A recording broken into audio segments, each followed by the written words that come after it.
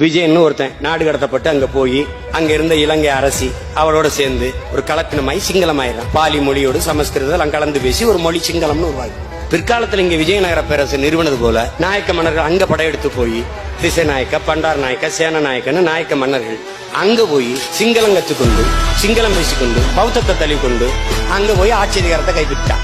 அவன் தான் நம்மளை கொண்டு ஒழிச்சது. இப்பயும் ஏம்பா இல்லைன்னு சொல்ல இந்த சிங்களவர்கள் நாயுடுகள் தான், அதுல ஒன்றும் மாற்றுக்கிறது இல்லை. அங்க இருக்கக்கூடிய அந்த ராஜபக்சே அவங்களுடைய வம்சாவளியுமே இங்க இருக்கக்கூடிய நாயுடுகளுடைய வம்சாவளியும் ஒண்ணுன்னு சொல்றீங்க நீங்க? ஒண்ணுதான்.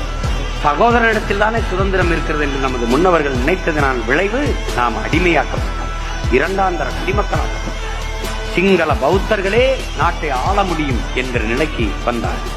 அவர்கள் பௌத்தர்கள் அல்ல, அவர்கள் தெலுங்கு நாயக்கர், பண்டார நாயக்க, சேன நாயக்க, திச நாயக்க, இவர்களெல்லாம் நாயக்க மன்னர்கள், சிங்கள நாயக்கர்கள்.